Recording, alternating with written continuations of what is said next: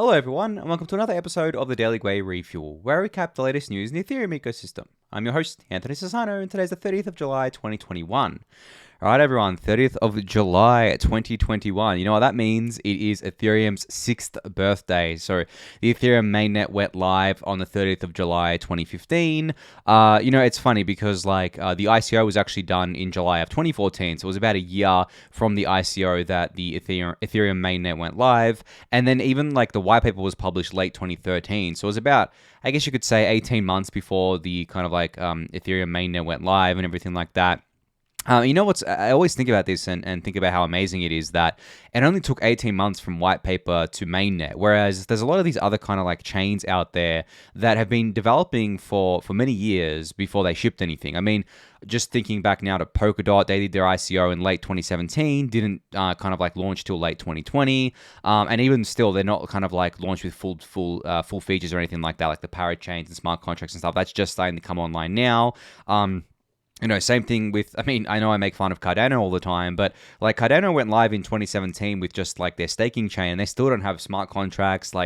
It's just amazing to me that Ethereum had smart contracts and ETH1 was basically, ETH1 isn't obviously, the existing Ethereum chain today is obviously very different to what it was back in 2015. There's been multiple upgrades since then, but the core thing, the EVM, being able to execute smart contracts, proof of work and everything, that's still kind of the same. And obviously it took, a while to get to where we wanted to be in terms of upgrading Ethereum, getting proof of work, sharding and stuff like that is still a little bit further away. But it's amazing how fast, Ethereum went to mainnet after just being a white paper. And back then that was very, very different, right? It was just Bitcoin and a few Bitcoin derivatives and forks. Ethereum was totally game changing back then. So I thought that was quite amazing. But, I was writing the Daily Gwei newsletter today, and it's about Ethereum's 6th birthday, obviously, but I was going through each of the years and how, what narrative has dominated each year in Ethereum's life. So with 2015 or at least 2014, I don't think really anyone knew what Ethereum was going to be and what it was going to amount to. I wasn't around back then, but from what I can see, there wasn't really a big enough community for there to be any prevailing narratives. It was really, hey, we want to build this thing because we believe that smart contracts or, lead to all these really cool applications that can be built. But there was not enough of a community to really set a huge narrative or anything like that. Same within 2015, when Ethereum first went live, it was really no one kind of knew what we were going to do with the network, what was going to have product market fit. It was just a pretty big experiment at that point in time. Then coming into 2016, we had the prevailing narrative of the DAO. The DAO was the biggest thing that happened in 2016 in good and bad ways. Good that it showed the power of crowdfunding with blockchains, Ethereum specifically, and it showed you could tokenize or at least sell tokens and things like that and raise money. And then obviously bad is that we had it explode and, we had the kind of rollback, not the rollback, sorry, the regular state transition, which basically took the ETH away from the hacker. And then we had the Ethereum Classic fork. So there was all that in 2016. And then 2017 saw an extension of that crowdfunding mechanism. And we had ICO mania, where Ethereum pretty much led the bull market in 2017. ETH went from $10 to basically its all-time high of $14.20 in January of 2018. 2017 was definitely the year of the ICO. Then in 2018, I wouldn't say Ethereum had any kind of good narratives. I think 2018 really was a very sobering year for the Ethereum community. ETH fell 94% from its all-time high. ICO's mania obviously subsided because that was only really sustainable during a bull market. Ethereum itself didn't really have any kind of prevailing use cases. We had some very, very early stage DeFi stuff, but it wasn't called DeFi or anything like that, and hardly anyone was paying attention to it. And we had NFTs, with CryptoKitties had come and gone, and no one was really doing much stuff with NFTs back then. So 2018 was really a kind of, I guess, the sentiment was really low, but it was really a sobering year for the people who stuck around. And then in 2019, the sentiment was I think changed. Everyone had gotten over the price falling. We had kind of found a bottom in December of 2018 and started to trend up a little bit again, but not really. We hung around the same kind of price for most of 2019, but essentially in 2019 we saw the first signs of real DeFi coming alive, and it was still very early, still very niche, but it was kind of growing, and people kind of like in the know were like, yeah, we can see something here. Like we can definitely see this being something big. And that was 2019 for Ethereum, I think. And then in 2020, I mean, it was completely different to 2019, right? Ethereum had its breakout with DeFi Summer, compounds liquidity mining thing launched. And I mean, ETH's price started going back up again, of course. We started the year at $130-ish, I think. And we ended the year at about $1,000. So I mean, it went crazy. And obviously 2020 was also dominated by like the COVID narrative, because, we had COVID and lockdowns and things like that. So Ethereum really kind of like had a lot of new people interacting with it and a lot of new narratives kind of coming into its own. And then in 2021 so far, we've had like a mix of things. It's not really just one prevailing narrative. We've had DeFi, we've had NFTs, we've had layer twos, we've had, proof of stake going live end of 2020 into 2021, more and more people staking. So it's funny how like I think we went from having like one or two maybe prevailing narratives during the previous years, but now in 2021, Ethereum is so big, the community is so large, the network is used by so many people, and so much money is being invested in it, so many people are developing on it, that Ethereum itself has just become what we originally envisioned it as, and that was as a world computer. That was the kind of like original vision of Ethereum. Now, not to say that Ethereum is scalable as it is today still or anything like that. It's still got a long way to go. But a world computer to me was never about being like this thing that could run every kind of like app on it, right? Ethereum as a world computer meant that it was basically something that executed arbitrary code, and it was located all across the world because, different, there was miners all across the world, there was full nodes all across the world, and things like that. So that's what the world computer always meant to me. But that narrative kind of like fell off, the face of the earth. It doesn't really get spoken about at all anymore. I don't even see anyone saying the term world computer, even to make fun of it. Like no one's really saying that anymore. I think that's fine. I think people now know what Ethereum is good for, what the breakout use cases are, what the killer apps are, and people are just doubling down on that and focusing on that. And Ethereum's community, social layer, and cultural layer, all of those are very, very, very strong. And it continues to feed into whatever else we're going to build, whatever else is going to be a breakout as we go into 2022 and beyond.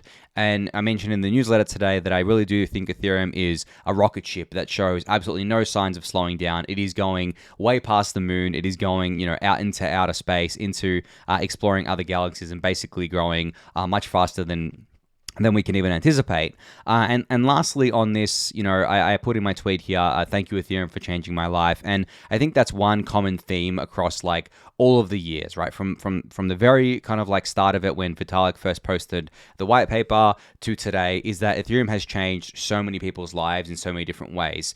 Some of them in monetary ways that people have bought ETH early on, and obviously, ETH's appreciated and they've kind of rode that up, but also in terms of like giving them, a purpose or letting them work on things, that they want to work on instead of having to work for some massive multinational corporation.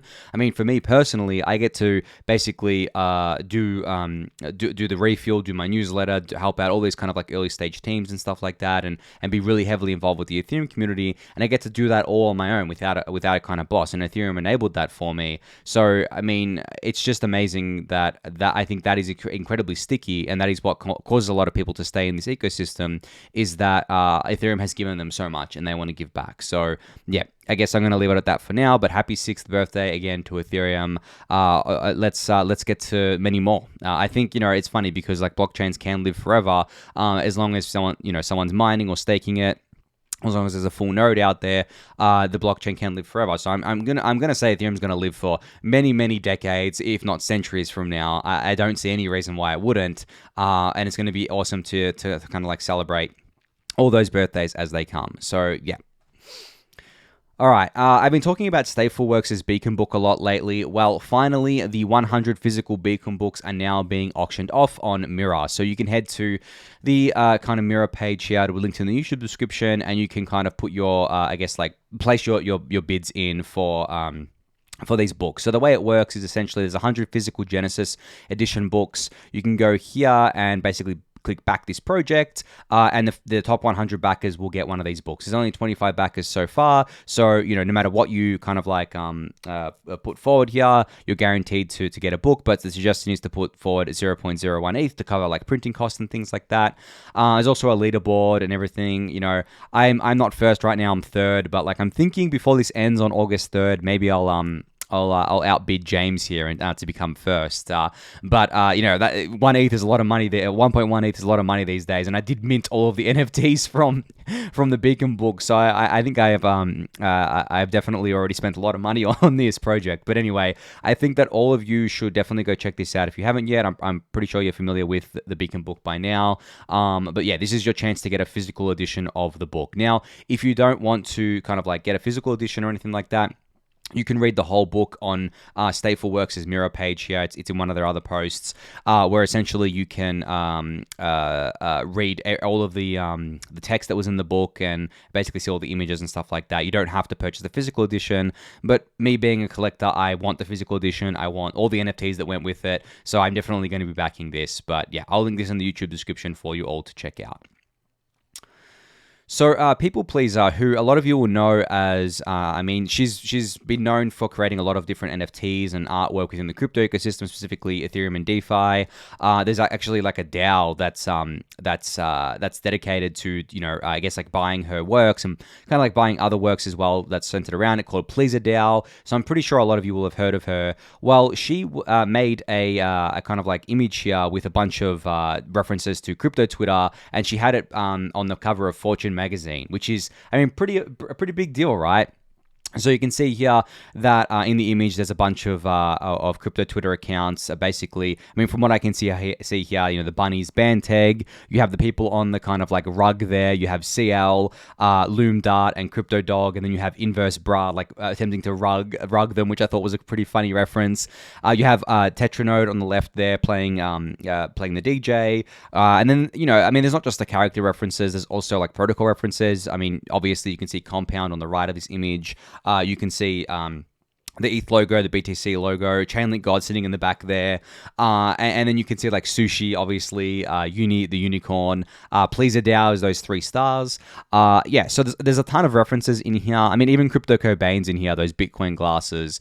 But this is really cool because Fortune magazine, this isn't just like an image for them to build on their cover. They've actually got a story that goes along with this called Crypto versus Wall Street, how the well-funded tech rebels behind decentralized finance plan to remake the financial system.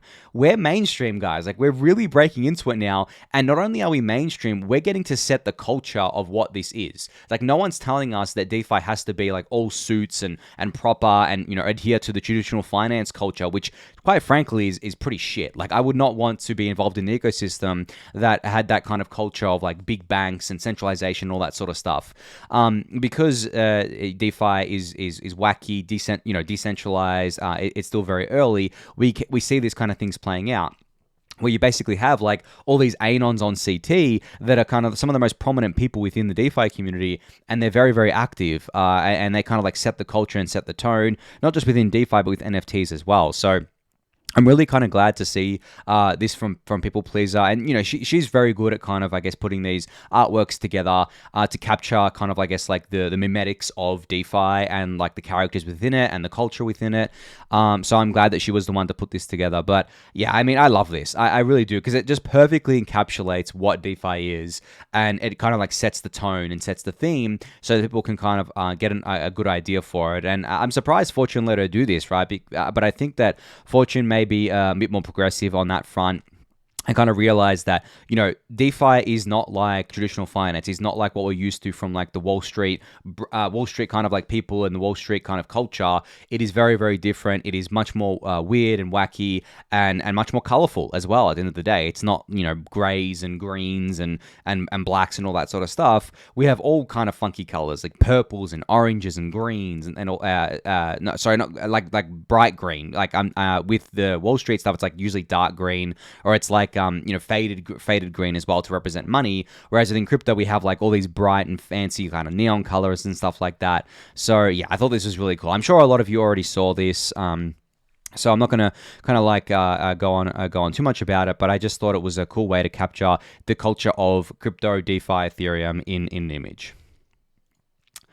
So this ultrasoundmoney account is one of my favorite follows on Twitter recently, and I've showed you the website that they've put together before. Actually, this ultrasound.money website. I'm sure a lot of you have seen it by now. I've covered it on the refuel before. It's got a 1559 countdown here, and it's got like the ETH supply and a projection you can kind of put here, where you can say, okay, well, what if there was 20 million ETH staked, and the gas price was this way, and how much ETH would be burned per day, blah blah blah.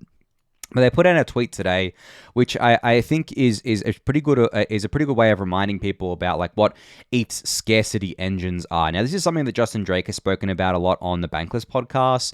But essentially, ETH has three kind of like core scarcity engines. That's staking, where 6.4 million, I think that's at 6.6 million ETH has been staked so far, which is basically effectively locked because there's no way back just yet. But I think that there's going to be a lot of ETH that just perpetually stakes. And then you have DeFi. There's almost 10 million ETH in DeFi that's only taken 3 years and 8 months.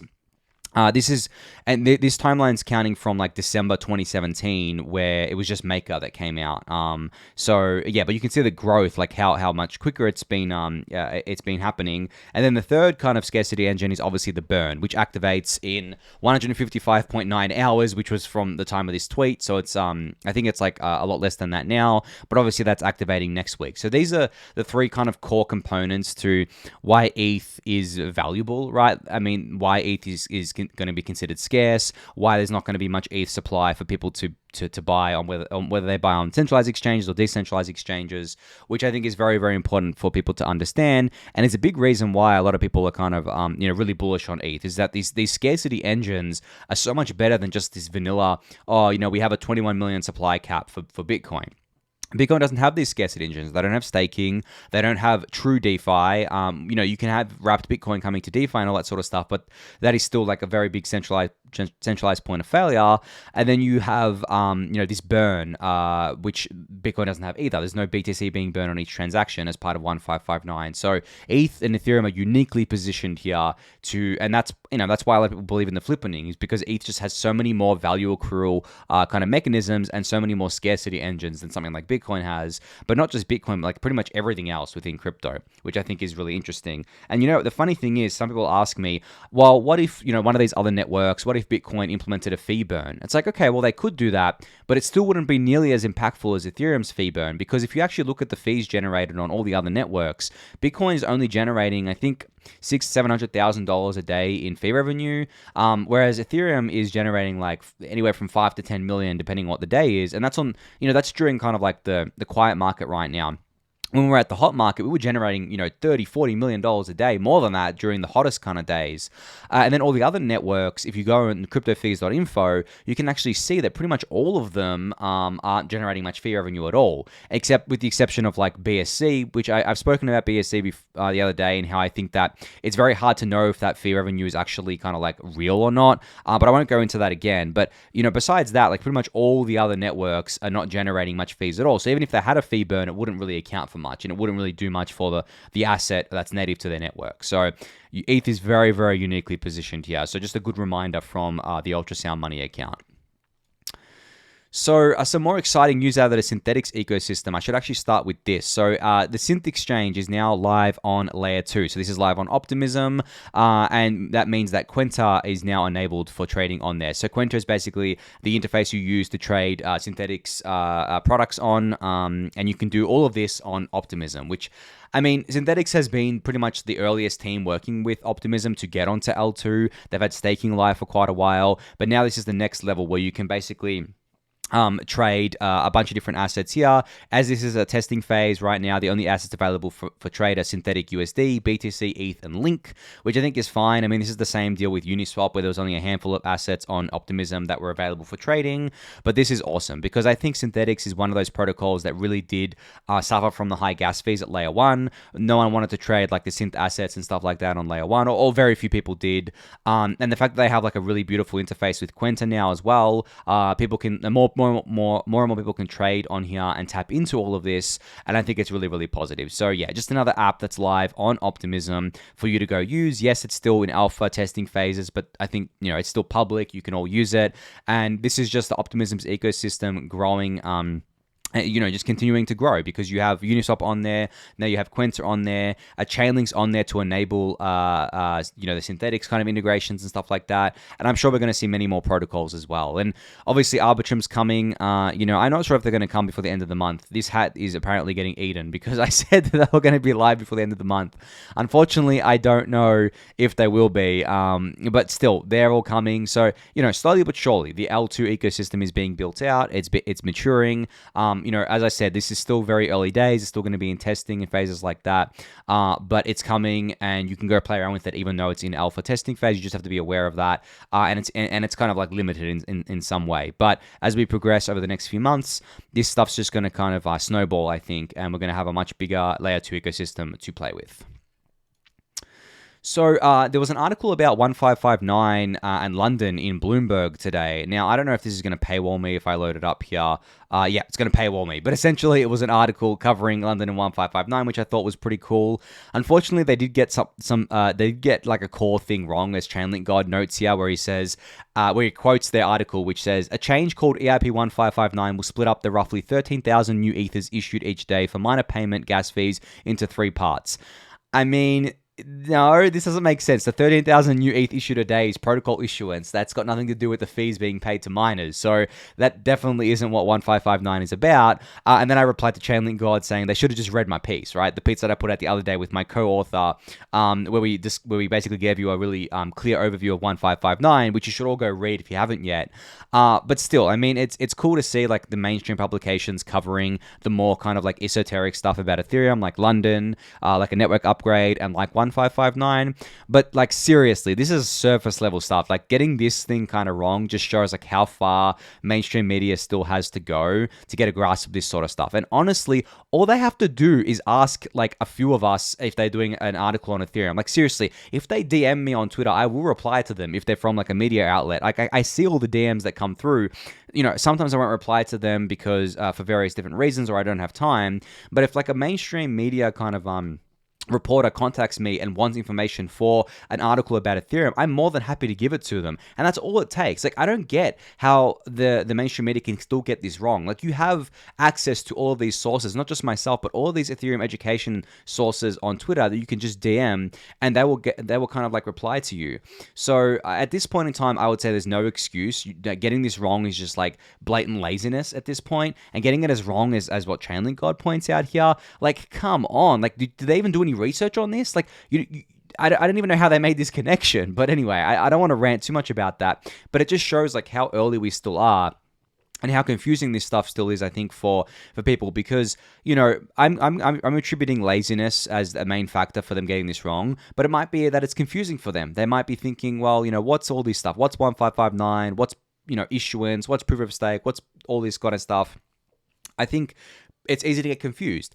But at the same time, there's so many resources now for you to kind of like educate yourself and not get confused. I feel like if they just messaged like any of the kind of like people that are doing educational stuff, they would get their answers rather quickly. And I do have reporters message me from time to time, and I reply to them straight away, and I answer all of their questions, with factual information. So really, there's no excuse at this point in time. But still, good to see, I guess, like a major publication covering this. I just wish that the value of the information was more accurate, because I just hate knowing that people are being misled by this. And this is how those kind of like weird narratives start. You know how I was talking about the other day, how people thought that 1559 had to do with the triple halvening? This is exactly how it starts. They see this kind of like incorrect information, whether it be on a media outlet or somewhere on Twitter, and then it just kind of like warps their view, and they think it's actually right. Like, these people reading it, they're not spreading it on purpose. They just think that it's right because they read it on some kind of trusted resource that they trust. Whereas it was completely wrong, right? And I explained to you why it's wrong. I explained to you why 1559 has nothing to do with the triple halvening. And this is how the narrative kind of can get away from you. And narrative wars are inherently pretty hard to win, like especially when a narrative takes hold that a lot of people kind of like resonate with, and a lot of people want to promote for one reason or another, especially narratives that pump people's bags. It's very, very hard to change their opinion on these sorts of things. So getting to it before those narratives take hold, I think, is very important. But there's only so much I can do. There's only so much people like Bankless can do, and the Defiant, and DeFi Dad, and all the people producing Ethereum media. We're a small kind of like group. We're not like and we're not mainstream media, so there's only so much we can do. But I think as time goes on, it will get better. But I just wish that these reporters contacted people who knew what they were talking about to kind of like get clarity on this sort of stuff and not spread the wrong information. So Yearn Finance announced a book called The Blue Pill, which is basically a spiritual guide for the past, present, and future of Yearn. It is, as they describe, a beautifully typeset book, and it's available to our 13,500 most loyal supporters. So what this kind of like book is a bunch of NFTs here you can see, and the people who can claim these NFTs were the ones who originally participated in Yearn's early life, whether that be as an original farmer or be part of governance or anything like that. So you can go to the link here, claim the NFTs, and claim the ones that are available to you. Unfortunately, not all of them are available to me, even though I was a very early kind of like Yearn user, Wi-Fi kind of like farmer and buyer, but I didn't get all of them, unfortunately. But still, I got a few of them, which I thought was really cool. So yeah, if you are looking for some more NFTs to kind of like mint and be part of the culture of Yearn, definitely go check this out. It'll be linked in the YouTube description for you. So the Ethereum.org team is building out a new security page to help protect users on Ethereum. So they're asking for kind of feedback here, like what they are missing. I'll link this in the YouTube description, and you can definitely reply to them here. But this page, just in general, I think is really, really great. So as I said, it's a safety tips page for Ethereum. They cover wallet security, dApp security, social media and community platforms, giveaways, like, covering you for like giveaway scams and stuff like that. ETH2 and staking security, best practices, strong passwords, all that sort of stuff. So this is a work in progress, obviously. It's not even on kind of like the main website yet. It's on their kind of staging area. But essentially, this is really important because I've seen so many people, for one reason or another, either get like rugged from within a protocol, or have their funds stolen because they put in their seed phrase into somewhere they shouldn't. Or they don't have like their funds on a ledger, they have them all in MetaMask. They don't use a hardware wallet, but whether that being Ledger or Lattice One or something else. And they kind of like approve tokens into contract that they shouldn't be approving them into, and they can lose them that way. So there's plenty of ways to get scammed and to lose your crypto. So I'm very glad that the Ethereum.org team is putting this together. I mean, giveaway scams as well. Like I've had a few people message me before saying they fell for some of these giveaways and kind of like asking me like, how do I get my funds back? And like, I feel so bad for them because as much as I think to myself, like, I see these giveaway things, I'm like, okay, who would actually send money to kind of like these people? Like, just seems like a blatant scam to me. There are a lot of newer people to this ecosystem who aren't used to this, right? Like if you're very new to the ecosystem and you see this, you may not know that this is like a well-known scam within kind of like the crypto ecosystem, and you may kind of like, you may fall for it. And on top of that, I see a lot of people kind of like putting in their seed phrase or their secret phrase into various places that they shouldn't, and they get phished that way because it's very easy for people to trick newer people into putting their seed phrase into a fake like my crypto or my ether wallet page, for example, whereas like they may not know any better, and it's very easy to trick people into signing a transaction on MetaMask that they didn't actually authorize, because all this kind of stuff is still very very technical if you kind of like look below the surface. So I'm glad that the Ethereum.org teams put this page together. You can go check this out if you want to kind of like read their security tips here. As I said, it's a work in progress, so I'm expecting much more kind of tips to be put on here, and if you have suggestions for them, you can reply to their tweet and kind of like give your suggestion there. So the Altair DevNet 2 forked successfully, I think it was yesterday. And as Terence here from the Pplpleasr team notes, this is likely the last DevNet before forking the public Paramount testnet. And he says congrats to all the hardworking teams on making this happen. So I spoke about this a couple of days ago on the Refuel, about how, the next kind of like thing here is just to fork on the testnet, and then that'll last for, I don't know how long it's going to last for, a few weeks, maybe a couple of months or something like that. I don't expect it to last too long, but once that's kind of like on there and working and chugging along, there'll be a mainnet date set, and that will be the first hard fork / network upgrade for the ETH2 network. And then after that, I'm pretty sure all the ETH2 teams kind of like efforts are going to turn to the merge, as I discussed yesterday or the day before on the Refuel. So yeah, getting closer and closer to Altair getting closer and closer to the merge, and obviously London is going live next week. So a lot of things happening on the Ethereum core protocol development side, and really exciting to see it all coming together. And I think the next 6-12 months is going to be absolutely amazing in Ethereum on the core protocol side, and it's going to be really awesome to see all these upgrades finally go live.